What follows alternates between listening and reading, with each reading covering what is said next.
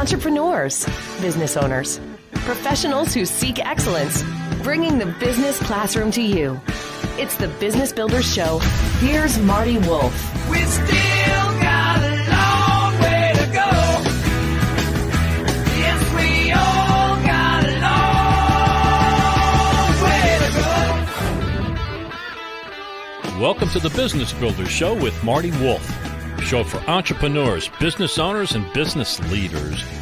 I'm Marty Wolf, your host for the Business Builders Show, and along with my executive producer, D.C. Taylor, we will be your guides on this learning journey. Let me tell you my super objective in being with you today. I want to enthusiastically share stories and information to inspire leaders, that's you, by the way, so you can inspire others. The Business Builders Show is distributed by C-Suite Radio. You can find our show and many other fine shows on C-Suite Radio. This podcast is a part of the C-Suite Radio Network. For more top business podcasts, visit c-suiteradio.com. My special guest with me is Lee B. Salz, and that's S-A-L-Z. Hi, Lee. How are you, sir? Marty, how are you? I'm doing great. We've known each other for a little while now, probably years already. You're looking good. Thank you for making me feel old. I've got my 50th birthday coming up.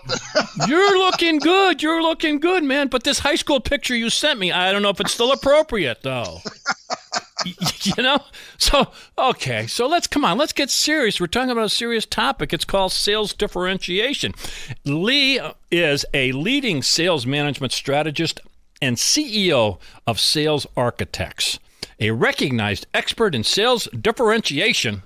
Wow, I'm glad I said that right. He works with senior executives and business owners across all industries, helping their salespeople win more deals at the prices they want. Lee has been a featured columnist in the business journals and a media source on sales and sales management. He has been quoted and featured in the Wall Street Journal, CNN, the New York Times, on and on and on. So congratulations, Lee. You finally hit the big time. You're on the Business Builder Show. Marty, thanks so much for having me. You know, I've been a big fan of your show for a long time listener. Boy, it sounds like a real radio show. Long-time listener, first-time caller. Okay, there you go. Thanks so much. You know, we wrote a great book. It's called Sales Differentiation, 19 Powerful Strategies to Win More Deals at the Prices You Want. Now, part of the thing in sales I think you talk about is maybe asking questions. So before we start, you know, you're kind of my client in a way here. So maybe you have a question you want to ask me. Marty, I do. You know, I told you, I've been listening to the show time. How many guests would you say you've had on the show of the year, expert guests that you've had? It's well over 600. Wow, that's a big number. Yeah, I think so. Your listeners are probably wondering, why are you having Lee Salz on your show? So if you don't mind, I'll tell them. You better, because we better have something to say. Yeah, I'm the best. Why are you here? Yeah, I'm the best sales consultant in the world. Oh, okay. Well, Marty, what do you think of me now? I don't even know to go from there. Can we hang up, DC Taylor? I mean, that's it. Enough can said. we end this now? Like, you just told me you're the best sales consultant in the world. What is that? Baloney. Baloney? Oh, my goodness. Well, So it doesn't sound like I've endeared myself to you, and I'm guessing your listeners aren't saying, boy, I really want to hear this show. They're probably saying, what an arrogant jerk, which I'm sure, Marty, that's what you're thinking as well. Now, if you're thinking that about me, yeah. Here's my question for you. Why do you think your prospects feel any differently about you than you feel about me at this moment when you come marching in saying my company, my products, my services are the best? Oh. They don't. They feel the same way about you that you feel about me at this moment. So if I haven't endeared myself to you by describing myself as the best sales consultant in the world, you may want to think about the next time you go on a sales call and say my company, my products, and my services are the best. Wow. What a way to start out. Holy moly. Talk about setting Marty, this. we want something different, right? Gotta be yeah, different. We're talking about being different, absolutely. And that's what we want to dwell more on. You know what? The book is great, but the subtitle really got my attention. to win more deals at the prices you want. Okay. I'm on a sales call. 99.9% of the call, I hear the first question from that customer or client is, how much does it cost? Okay. Help me right there. This is a clinic. Go. So how much is it? That's everyone's favorite question. And you got to remember, we're all buyers too. You know, we think we go on sales calls and we're a salesperson and that's our role. But if you put your buyer hat on, right? Yeah. We all have that question. And if we let that question come up, we're dead in the water. So one of our goals when we have a sales call is to demonstrate expertise. And there's different kinds of expertise. And one of them is to demonstrate, I understand you. I know what you're thinking. And when I coach salespeople and I say, okay, what's the criteria for a great first meeting? Because we know we're not going to get an order in the first sales call, at least not in a lot of B2B sales. So what's the criteria for a great first meeting? And one of the ones that I add to their list is ask questions that demonstrate we know what's on their mind. So, for example, let's say you're in the mortgage industry and you get these calls and it's not what's your price, but the question that you're asked is what's your rate, right? That's the price. Yep. The price question there. Yeah. Well, top mortgage salespeople don't let that question come up. What they say is, I know a big question on your mind is what's your rate? And you're probably thinking of the 30-year fixed mortgage. That's what most people are thinking of. Well, you may not be aware that there are hundreds of types of mortgage programs and products in this country. Each one has a corresponding rate, and each one has a different set of criteria to qualify for it. And each one is applicable in a certain set of circumstances. So at this moment, I don't even know what the right one is for you. But if we could spend about 10 minutes talking about what you're trying to accomplish with the mortgage, I could then recommend to you the right program or programs to consider and, of course, the corresponding rate. Is that okay, Marty? So we get that at the very beginning so that we can, I guess I'll say, set the stage for the discussion. But Is this another way? Lee, this is dangerous territory. You're talking to another sales guy here. We're going into really dangerous territory here. Let's do it. Is this another way of the classic line is overcoming objections? Oh, I hate that expression. Oh, you hate it. Okay. Well, hate why? it. Why? Hate Well, it. isn't what you just shared with me? Is that overcoming an objection, or is that removing it before it comes up? Give me more details. There you go. So if we want to be different, and again, that's the whole theme of our conversation today. It's the theme of the book, Sales Differentiation. And in the book, I talk about two types of sales differentiation. Differentiation around what you sell and sales differentiation around how you sell. And one of the aspects that we have an opportunity to be different than the other salespeople calling on this individual is how we handle what I call deal obstacles. That's the bucket of concerns, objections, stalls, whatever you want to call them. Yeah. And when I talk with salespeople, they all say the same thing. I build relationships. Now, if you see the world through the world of overcoming objections, put this in sequence for me. I build relationships and I overcome objections. It doesn't go together, Lee. No, it doesn't. So I'm going to beat up my buyer until they see what I see, and then we're going to hug. That's just not going to happen, Marty. No, it's not. It's not. It's not. But if we see it through the lens of resolving concerns, instead of putting on the gloves and saying, okay, we're going to duke this out, what we're going to do is sit on the same side of the desk as that individual and help to work through the concern, the issue that they have. And now you may argue that this is semantics, but if you look at the deals you win and the deals you lose, when you win, you don't blow out the competition. When they win, they don't blow you out of the competition. It's little things that you do along the way that leads one side to win or not. And you may argue that this is subtle, but guess what? Subtlety sells. Yeah, and we both experienced it. We've seen it done, the sales winners, if you will, the folks who have built careers on these kinds of concepts. My guest is Lee B. Salz, S-A-L-Z. His book is Sales Differentiation, 19 Powerful Strategies to Win More Deals at the Prices You Want. I want to keep saying that subtitle, to win more deals at the prices you want, because that's by being different. Is how you're going to do that. The book is loaded with these kinds of tips, and I know we already have your attention. Okay, so it almost amazes me, Lee, with all the education out there and people like you putting out accurate information. Why do salespeople still struggle? What's going on in our companies today? What's going on in the so-called sales training world that we still people still talk about overcoming objections and all those stupid things? What's happening, Lee? What's going on? Well, gosh, I mean, we don't even know who our competitors are. I ask salespeople all the time, who's your biggest competitor? And they'll rattle off 3 companies. They'll say, I'm sure that's a pretty good competitor. But there's one even bigger. And someone in the room always said, you mean the old sales trainer one, the status quo, the choice to do nothing, which is also a formidable competitor. But there's one even bigger. Marty, do you know who that is? I can guess. Should I venture a guess? Sure. In my life, it's been me. That's been you, but there's one even bigger than that. Who's that?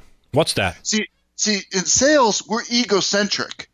We think that we're only competing against these couple of companies or the status quo, that it's all about us. Okay? The competition is every salesperson calling the same person you are, trying to get a meeting. Now, Marty, I was a history major in college. I went to Binghamton University in upstate New York, and I learned a very interesting fact. In the history of business, there's never been an executive whose job was to meet with salespeople every hour on the hour. It's never happened, Marty. I can see that. Yeah, it's never happened. So we're competing for FaceTime, and I don't mean the Apple technology. When you look at that executive responsibility set, they're getting calls from salespeople representing all of that and more. And it is so easy to hit delete on a voicemail. It is so easy to hit delete in an email. So we have to be different right up front if we're going to be the ones to get the meeting. Yeah. Because if there's no meeting, Marty, there's never a proposal. If there's no proposal, there's never a deal, no commission check, no hitting quota, and we're looking for another job. Okay. I'm jumping in. So in the book, again, I did read the book. Maybe that's why I like to think I'm asking these brilliant questions because I read the book. So you have kind of a different view or an intriguing way to kind of look at prospecting. I guess that's kind of what you're talking about. It's part of it. I mean, the way we present ourselves. But talk to me more about some ideas you have in the book that you'd like to share in terms of a different view or a unique view on prospecting. Talk to me about that, Lee. Absolutely. So, Marty, imagine it's 2 a.m. and there's a pounding on your front door. It's the police. Marty, what'd you do last night? Okay. They want to have a conversation with you about a crime that's recently been committed. Now, they don't randomly pick your home and you for this conversation.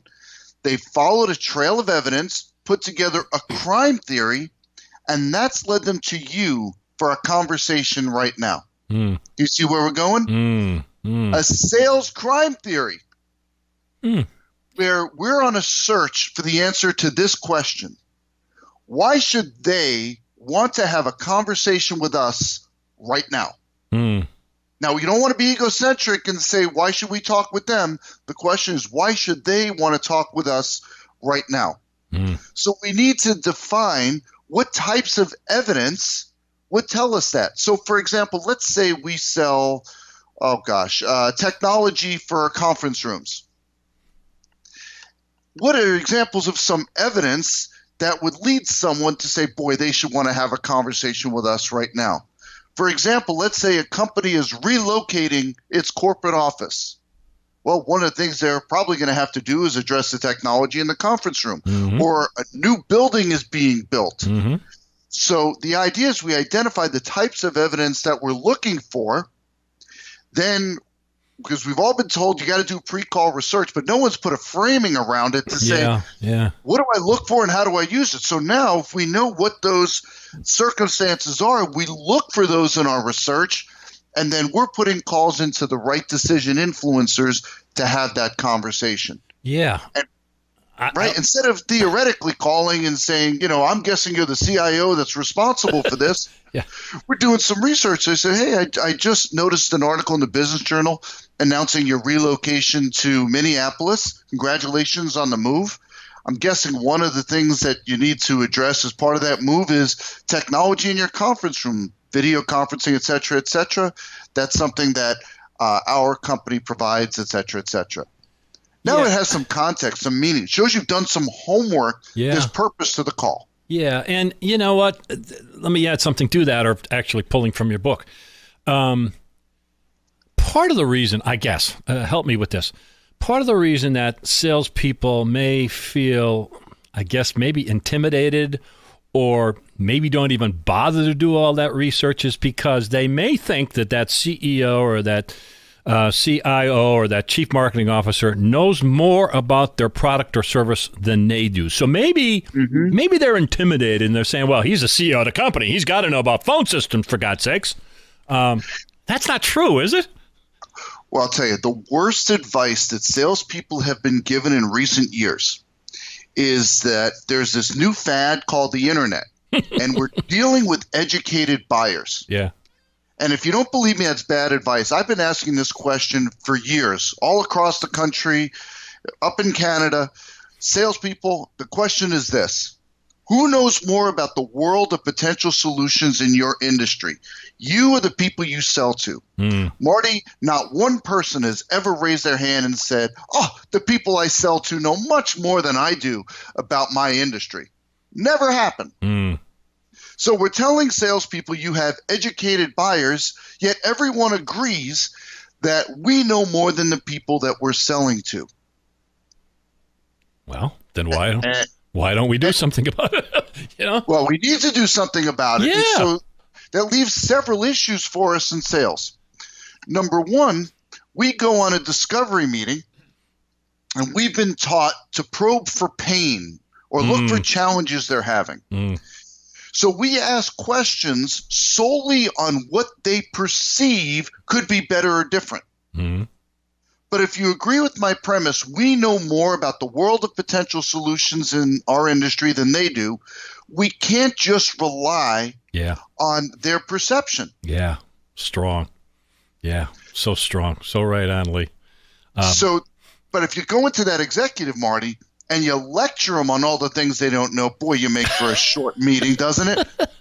Yeah, it's like saying I'm the best sales consultant in the world. It just there you go. It will backfire. Hey, let's make sure everybody knows how to connect with you, Lee. What's the best way? Facebook, LinkedIn, websites. Give us all that information. Sure, you can go on LinkedIn and connect with me, Lee Salz, S-A-L-Z. You can certainly go to my website, salesarchitects.com. If you want to go directly and learn more about sales differentiation, the book and all that stuff, you can actually go to salesdifferentiation.com, which forwards to the proper section on the Sales Architects website. The book is excellent, folks. I have not reached the level of sales success as Lee has, but I've been around this world for a while, and I know good when I see it and when I read it. It's solid. We need to wrap up, believe it or not, but here's something that really got me. I want to make sure we address this. It's the idea, so a buyer, you've gotten to a certain stage, and the buyer says, I'd like some references from you. You took me to school on that one. Tell me about that one. I really like that. All right. It's funny. That's probably one of the most commented on sections of the book is this whole idea of request for references. It's probably the most misunderstood phase of the entire buyer decision-making process. So you get a call saying, hey, we'd like references, and for some reason they always ask for 3. I don't know why it's 3, Marty. They always ask for 3 references. And what the salesperson hears is, we're getting the deal, baby. It's done. They tell their manager we're getting the deal. I was going to say they update the CRM, but nobody updates their CRM with the win. Right. But in their mind, it's a done deal. All I have to do is complete this task of giving them 3 references, and we're getting it. Let's come to the other side of the equation. Why does a buyer ask for references? Well, despite us coming in preaching that we are the best thing since sliced bread, they want to validate what we presented to them. Mm-hmm. And why is validation so important? It's because decision-making carries with it risk.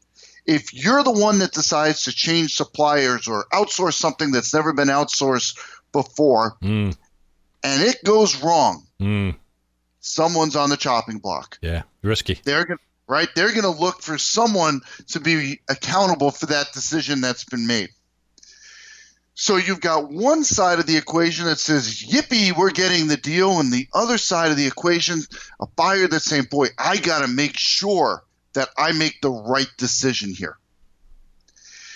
So we have an opportunity. Remember I said we can be different in how we sell. And this is one of the wonderful opportunities that if you want to do something different than what your competitor is doing, provide meaningful value that they're not, here's an opportunity that you have based on this understanding of the difference between what the salesperson hears and what the buyer is looking to accomplish.